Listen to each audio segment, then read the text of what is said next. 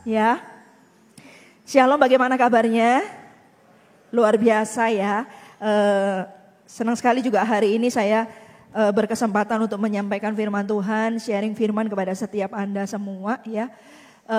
Sepanjang hari ini saya khotbah tentang mengatasi krisis kehidupan.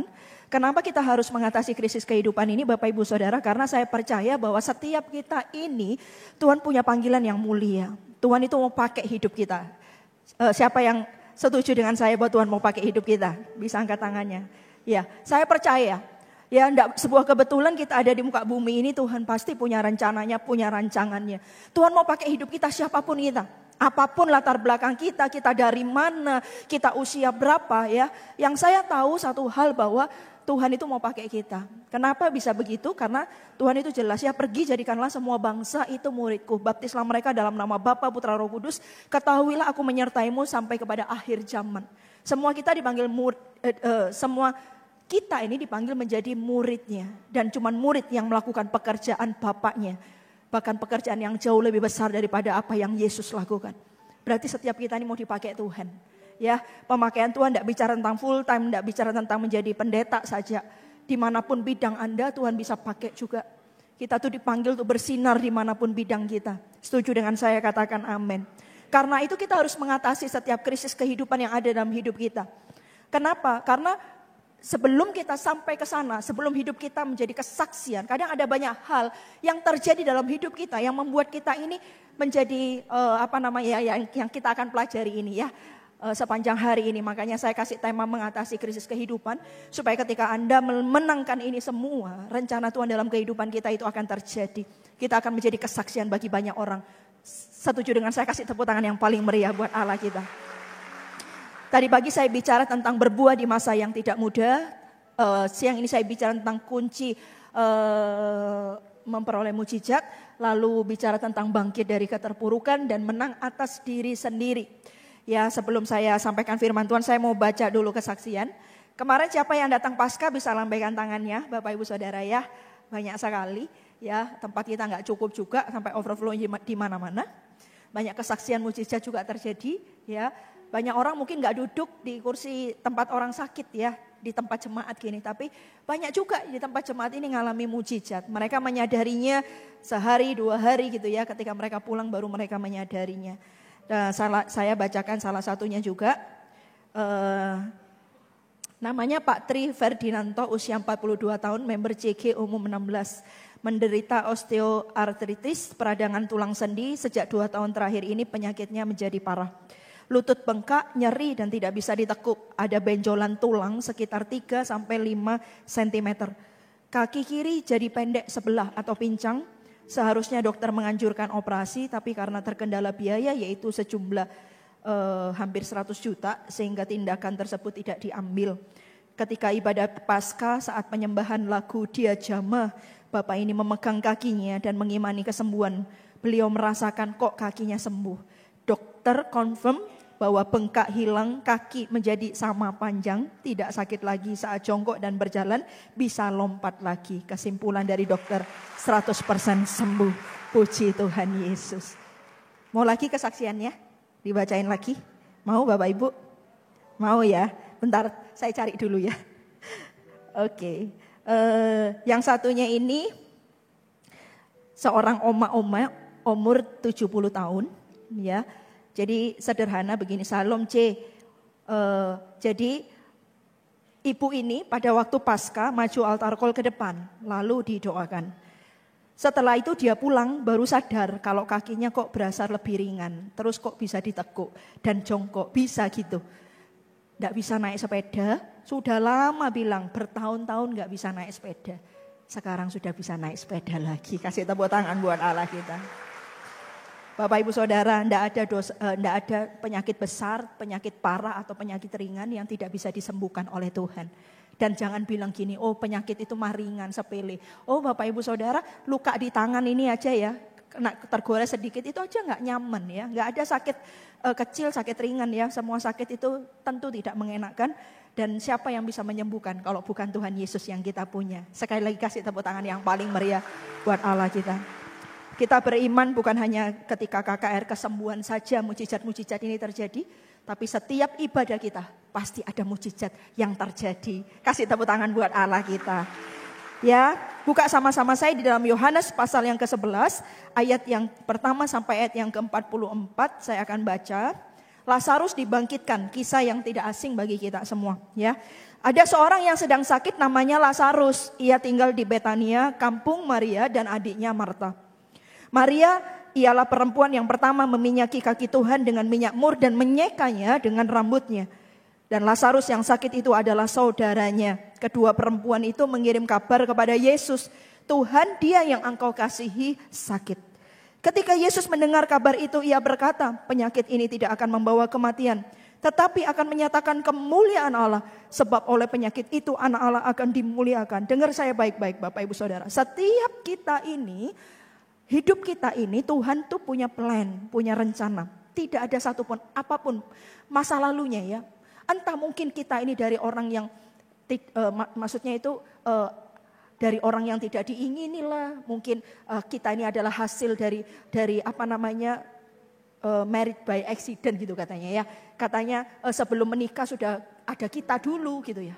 Atau kita ini udah mau digugurkan sama orang tua tapi ya kita ini tetap ada.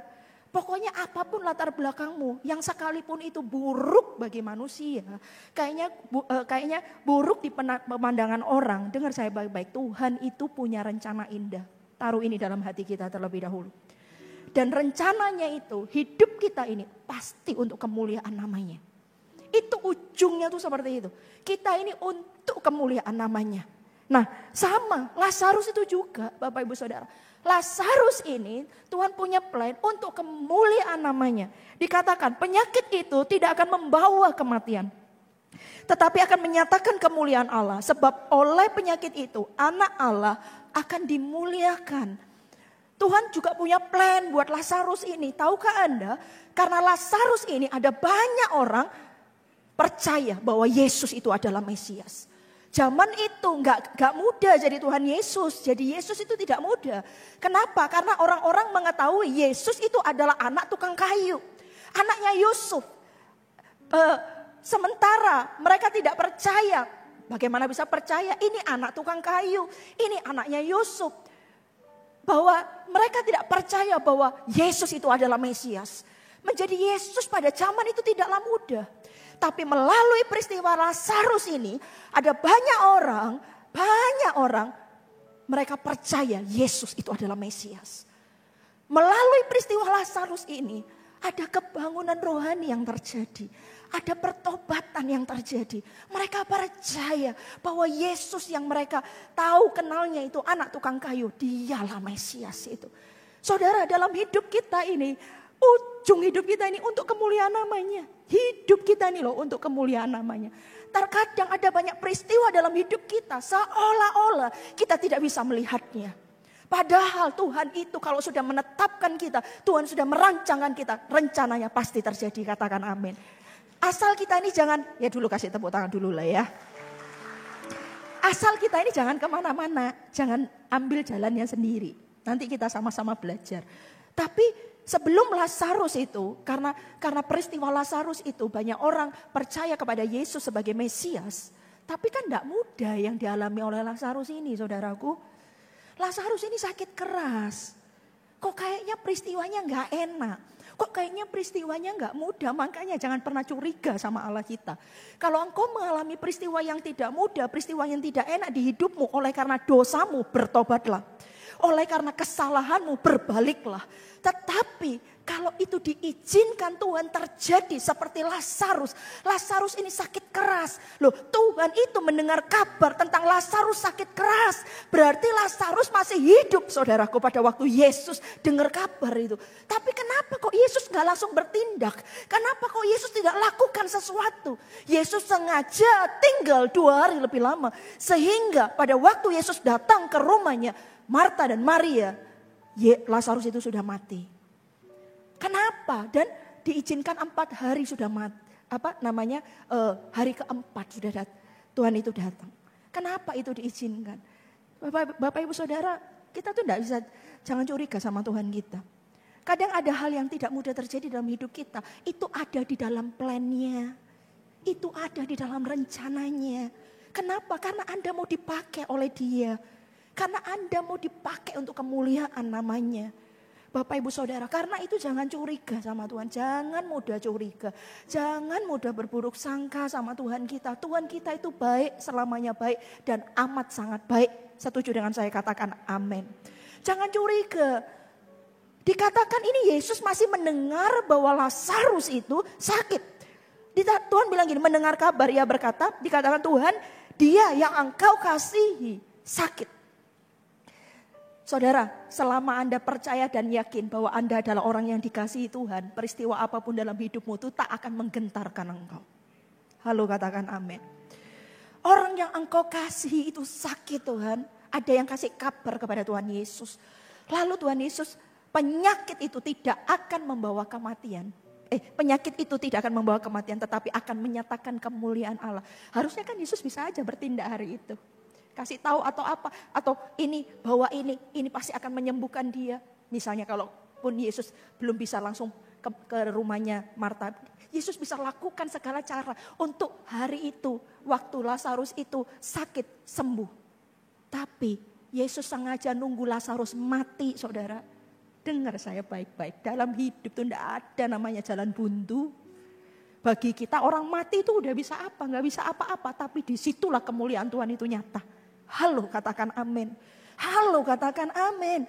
Karena itu Bapak Ibu Saudara, jangan curiga sama Allah kita. Belum selesai dia berkarya dalam hidup kita. Ingat, Tuhan mau pakai kita. Apalagi di pulau tercinta kita ini. Tuhan mau pakai setiap kita ini menjadi kesaksiannya. Banyak sekali. Ya, kami baru pindah 2 tahun kurang lebih. Saya melihat ada something yang beda dengan pulau ini. Rumah tangga, ada banyak hancur rumah tangga, pernikahan, anak-anak muda. Saya ketemu dengan seorang dokter, ini karena di media sosial ya, saya nggak bisa ngomong terlalu terus terang. Tapi ada banyak anak-anak muda yang rusak hidupnya. Siapa yang akan memberitakan kabar baik kepada mereka kalau bukan Anda dan saya? Siapa yang memberitahukan bahwa dalam pernikahan engkau bisa mengalami surga di bumi? Pada waktu apa? Pada waktu pernikahanmu bahagia. Siapa yang bisa menyampaikan kabar baik kepada mereka bahwa di dalam Tuhan Yesus ada itu namanya pernikahan yang bahagia. Ada itu yang namanya orang yang mungkin sangat berdosa bisa dipulihkan sama Tuhan. Bisa. Siapa yang akan menyampaikan kabar baik itu kalau bukan Anda dan saya? Kalau bukan hanya melalui mulut kita, tetapi melalui kesaksian hidup kita ini loh. Orang melihat Yesus yang kita sembah adalah Allah yang hidup. Katakan amin Bapak Ibu Saudara.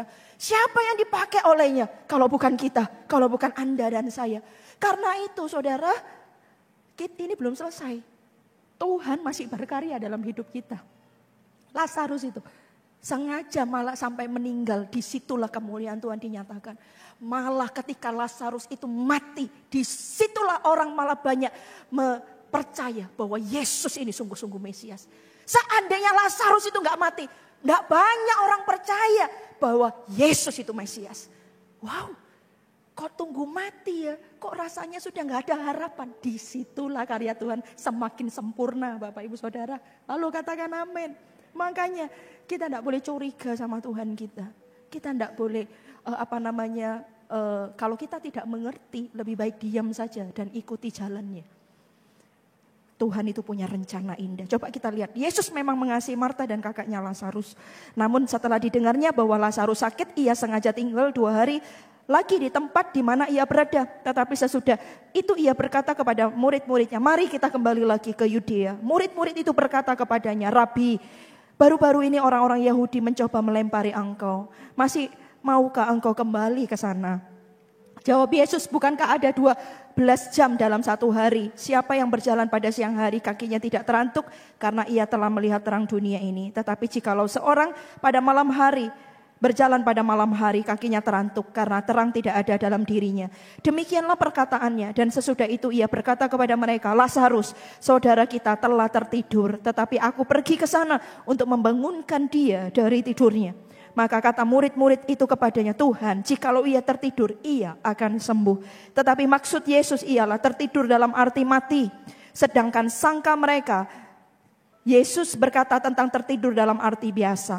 Karena itu Yesus berkata dengan terus terang, Lazarus sudah mati. Tetapi syukurlah aku tidak hadir pada waktu itu. Sebab demikian lebih baik bagimu. Supaya kamu dapat belajar percaya. Lihat. Supaya dapat belajar percaya.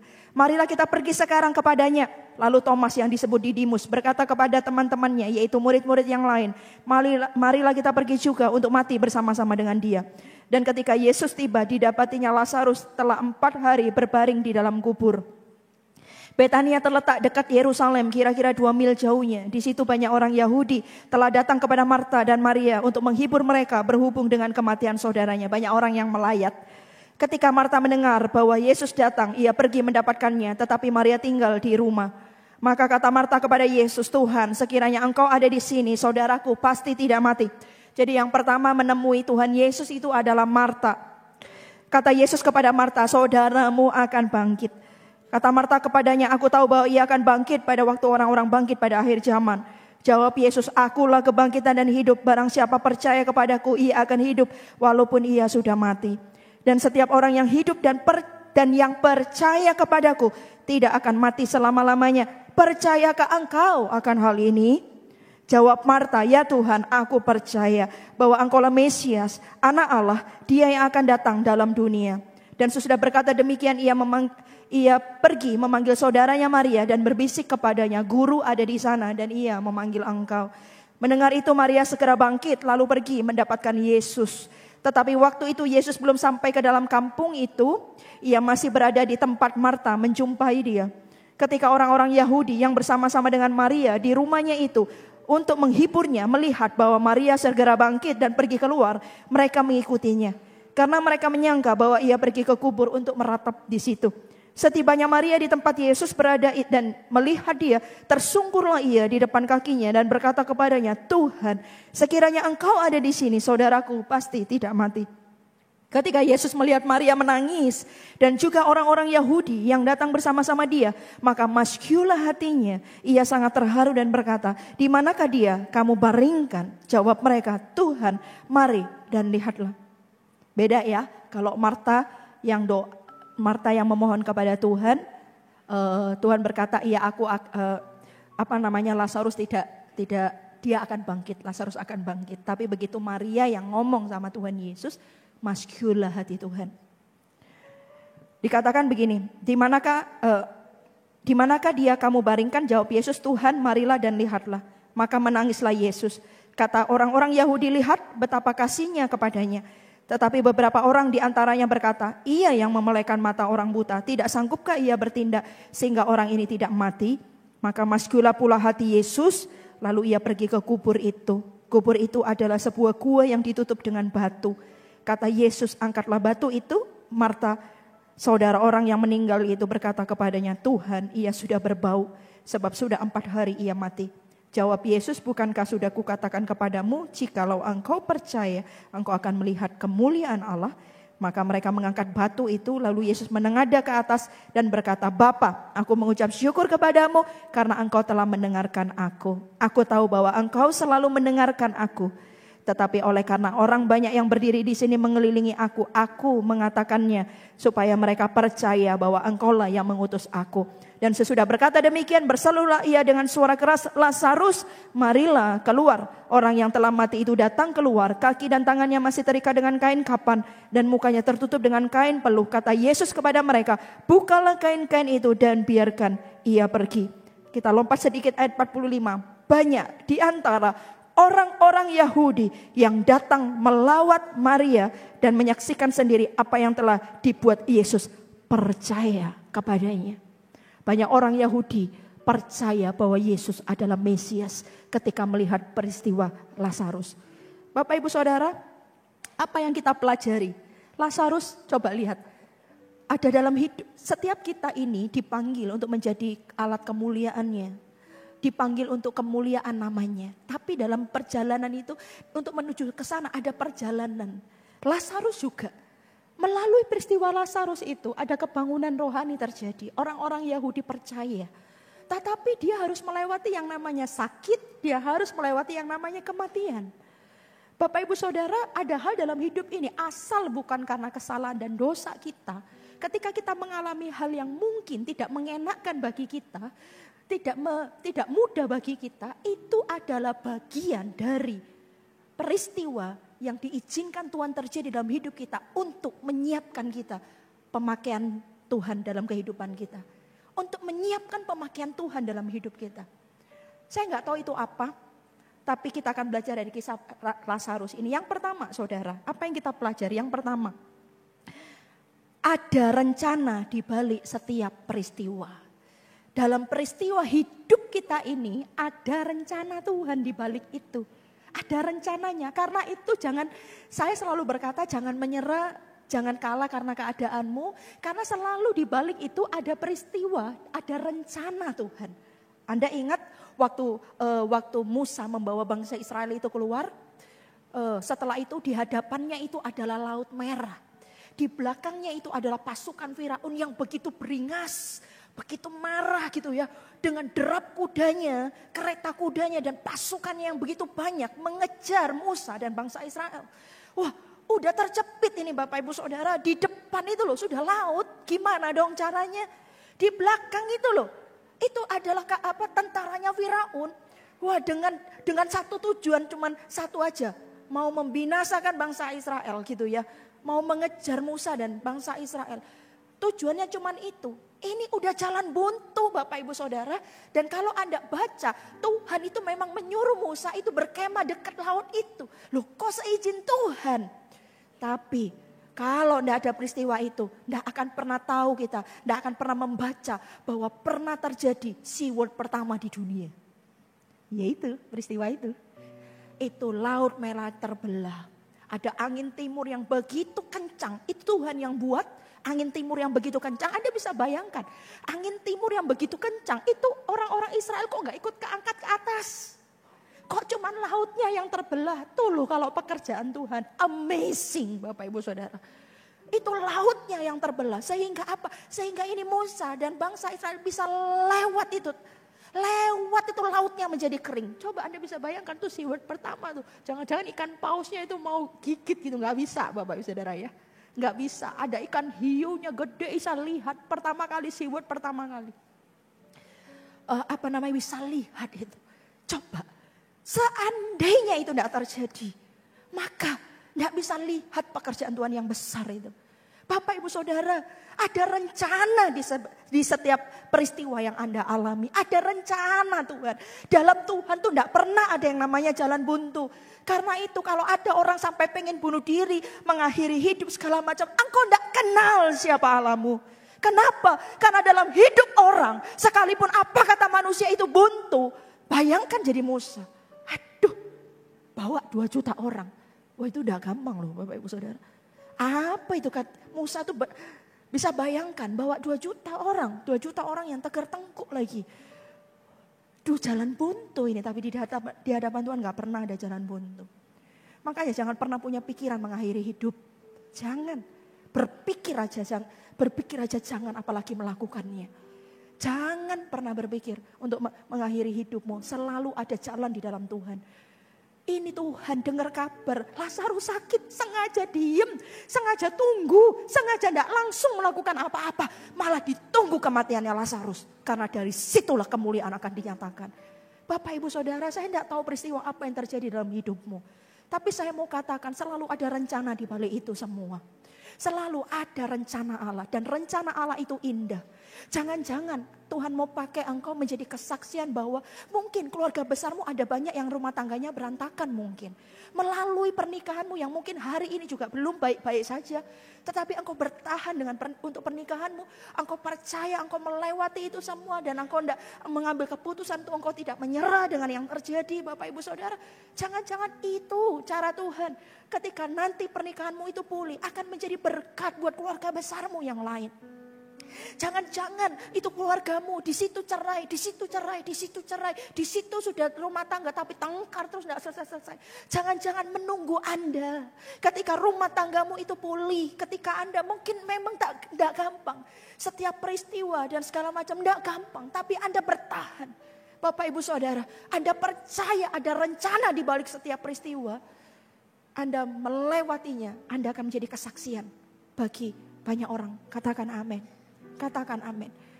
Saya dengar kesaksian juga ada seorang ibu, dia itu tidak mau dicerai. Rumah tangganya mengalami problema karena suaminya kena wanita lain. Tapi mati-mati ibu ini nggak mau bercerai karena dia pengen rumah tangganya itu dipulihkan.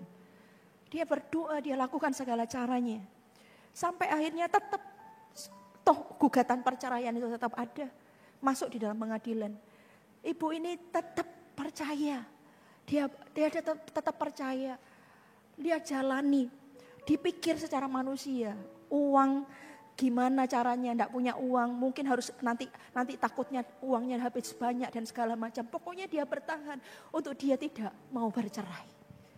Saya ingat waktu itu tanya konsultasi kepada pengacara dan segala macamnya.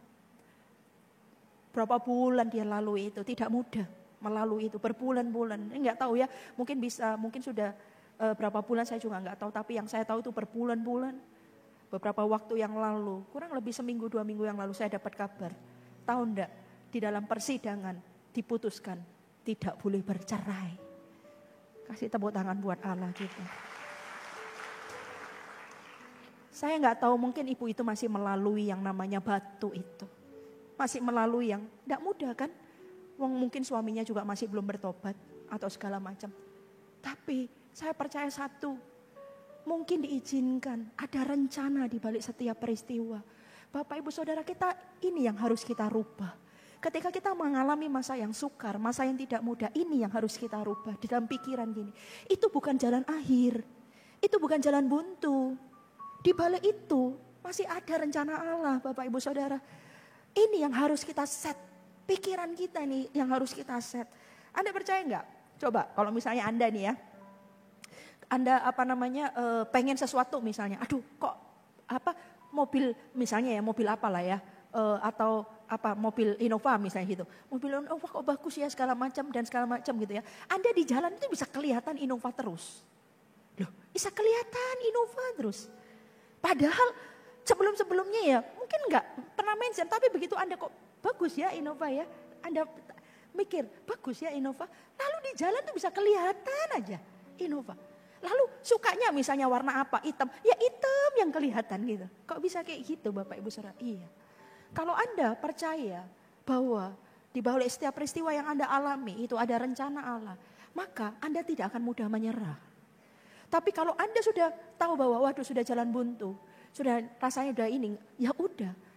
Anda tidak bisa lihat kemuliaan Tuhan. Ingat baik-baik, sakit kan masih ada nafas, berarti kan masih ada harapan. Tapi ditunggu mati sama Tuhan, ditunggu meninggalnya Lazarus, malah kemuliaan Tuhan yang besar itu dinyatakan. Yang pertama, ada rencana di balik setiap peristiwa. Yang kedua, Bapak Ibu Saudara, apa yang kita pelajari dari kisah ini? Yang kedua Bapak Ibu Saudara, dikatakan begini. Yang kedua, apa yang kita pelajari? Percaya itu adalah kuncinya. Yohanes 11 ayat yang ke-15 dikatakan demikian.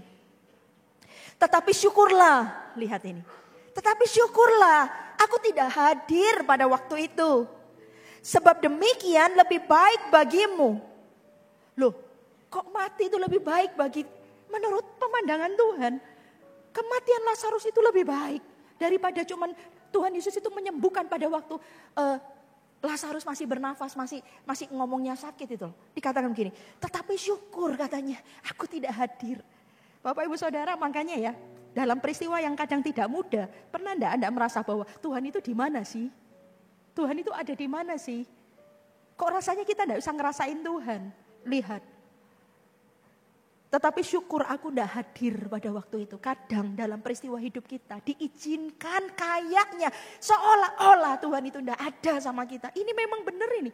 Yesus itu enggak hadir bersama Lazarus hari itu. Yesus enggak hadir di rumahnya Marta dan Maria, di rumahnya Lazarus, enggak hadir dia. Syukur aku enggak hadir pada waktu itu. Oh Bapak Ibu Saudara, Tuhan itu kalau mau mempersiapkan kita untuk sesuatu yang besar, kadang gemblengannya itu juga besar.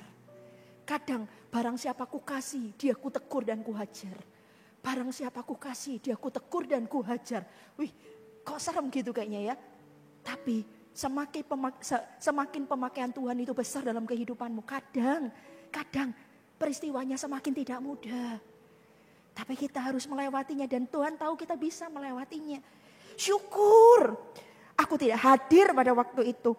Sebab demikian lebih baik bagimu supaya kamu dapat belajar percaya. Ini loh Bapak Ibu Saudara.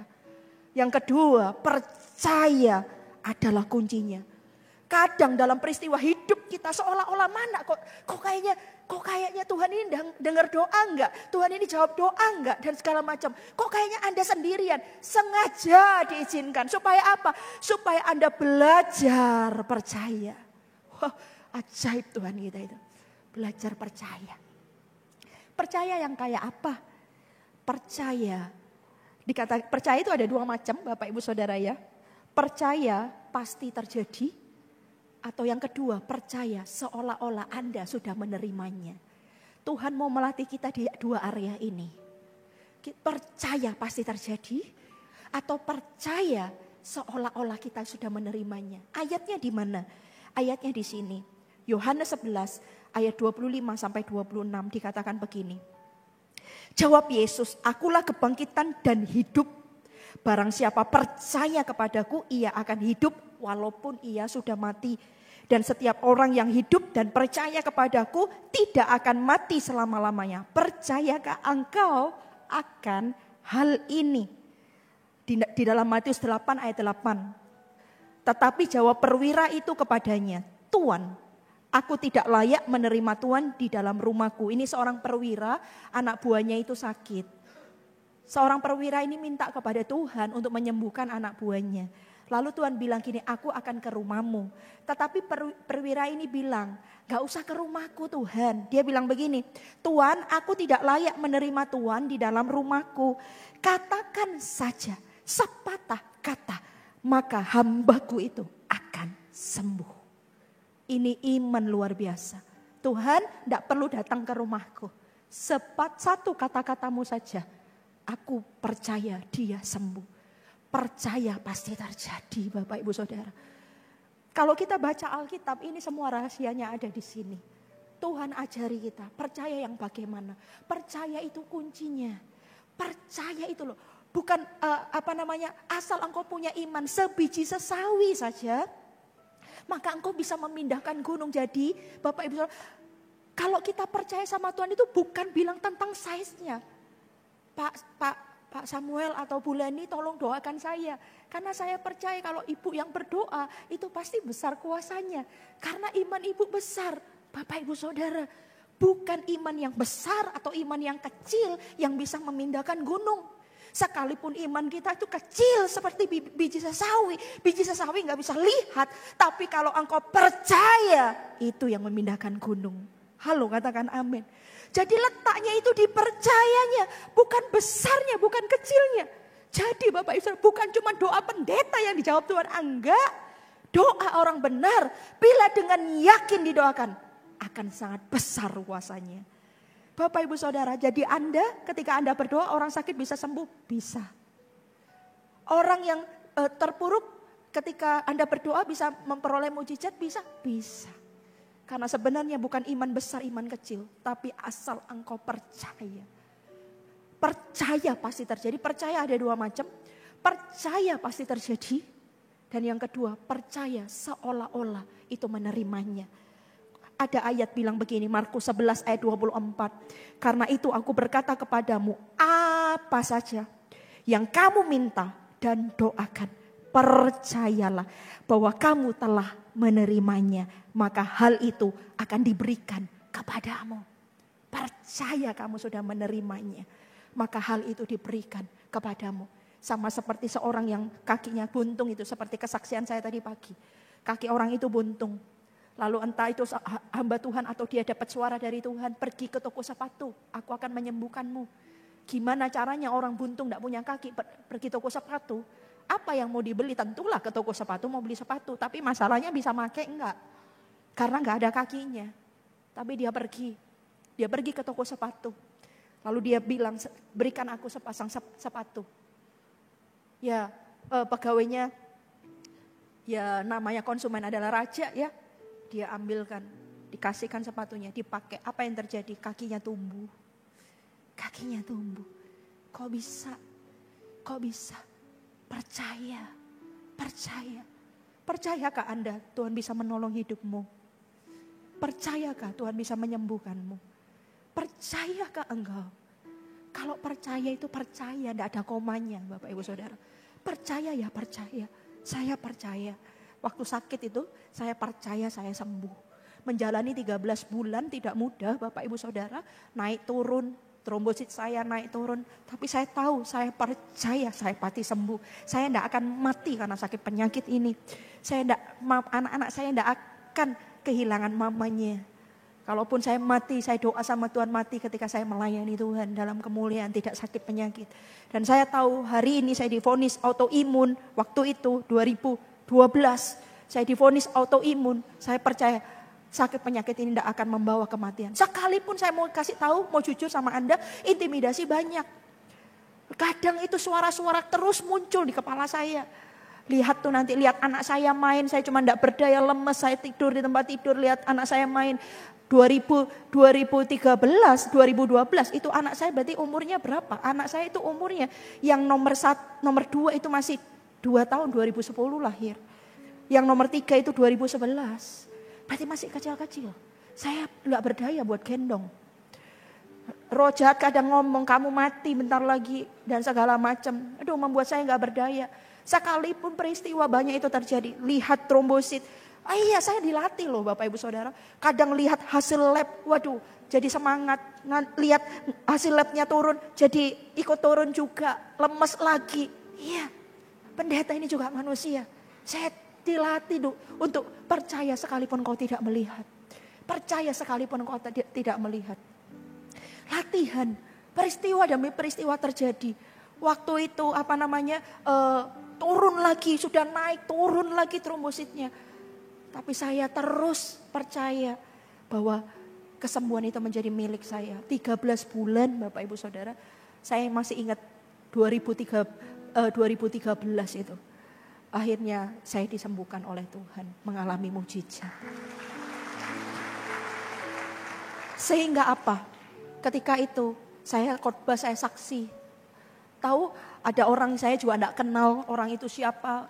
Ada yang DM, ada yang telepon, ada yang bahkan datang ke gereja waktu itu. Kenalan dan segala macam. Karena kedengar kesaksian saya.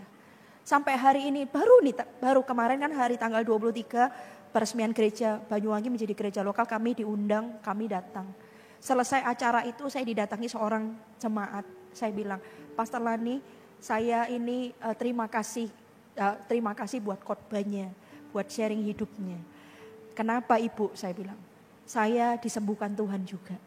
Saya ketika autoimun itu, saya dengar kesaksian Pastor Lani, saya percaya saya juga disembuhkan Tuhan. Dan dia juga mengalami kesembuhan dari Tuhan.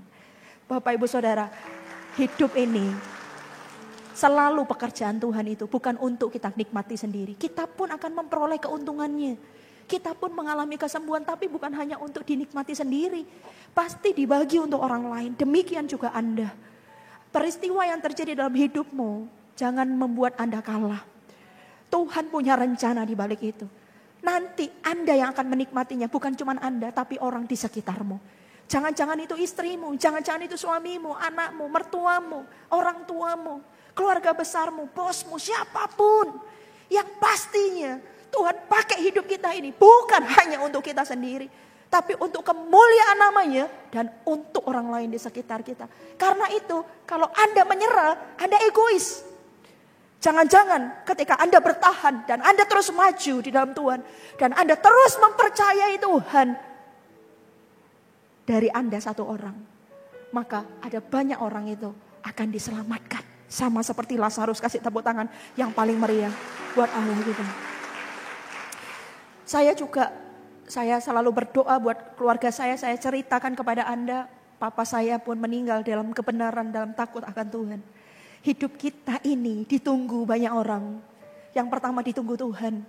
Karena Tuhan itu gak sabar pengen cepat pakai hidup kita ini. Gak sabar pengen kasih semuanya yang dia punya buat kita.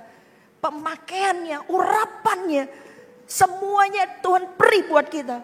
Untuk kita dipakai jadi alatnya. Tuhan gak sabar. Tuhan gak sabar. Coba lihat kalau iblis aja gak pernah malas bekerja. Menjatuhkan orang-orang dan menjatuhkan anak-anak Tuhan. Kita ini harus, kaget juga Bapak Ibu Saudara ya. Kita ini harus bangkit juga. Harus bangkit. Oh come on. Pulau ini harus penuh kemuliaan Tuhan. Kasih tepuk tangan buat Allah kita. Saya setiap doa itu saya selalu gak tahan. Kalau saya ingat pulau ini. Kita harus bawa nama Tuhan. Menjadi Tuhan dan Juru Selamat satu-satunya. Atas pulau ini, atas kota ini. Katakan amin. Selanjutnya Bapak Ibu Saudara, percaya ya. Itu adalah kuncinya. Yang ketiga, apa yang kita pelajari? Yohanes 11 ayat 32-34. Setibanya Maria di tempat Yesus berada dan melihat dia, tersungkurlah ia di depan kakinya dan berkata kepadanya, Tuhan, sekiranya engkau ada di sini, saudaraku pasti tidak mati. Ketika Yesus melihat Maria menangis dan juga orang-orang Yahudi yang datang bersama-sama dengan dia, maka masyulah hatinya. Ia sangat terharu dan berkata, di manakah dia? Kamu baringkan. Jawab mereka, Tuhan, marilah dan lihatlah. Bapak Ibu Saudara, yang ketiga, doa adalah pintu masuknya. Percaya adalah kuncinya. Doa adalah pintu masuknya untuk Anda memperoleh mujizat. Pintunya itu doa. Tapi cuma doa tapi tidak percaya, tidak terjadi apa-apa. Doa itu cuma pintu masuknya. Tapi begitu Anda doa dan Anda percaya, sesuatu pasti terjadi. Lihat, semua orang Kristen berdoa yes. Tapi tidak semua doa yang dijawab oleh Allah. Saya mau ajak setiap jemaat gereja Mawar Sharon, jadilah jemaat yang berbeda. Orang Kristen banyak di luar sana, jadilah orang Kristen yang berbeda. Jadilah jemaat Tuhan yang berbeda. Doa-doa kita harus bisa menggerakkan Allah. Doa-doa kita ini harus terjadi sesuatu. Lihat, Marta juga doa. Marta juga menghampiri Tuhan. Dia berkata, adikku mati. Tuhan berkata, akulah kebangkitan dan hidup dan segala macam. Begitu Maria yang berdoa. Begitu Maria yang menghampiri Yesus. Dan berkata, adikku mati Tuhan. Masyulah hati Tuhan. Dan apa yang terjadi? Bukan cuma masyul. Waktu itu, waktu Marta yang berdoa. Akulah kebangkitan dan hidup dan segala macam. Tapi Tuhan masih diam di situ.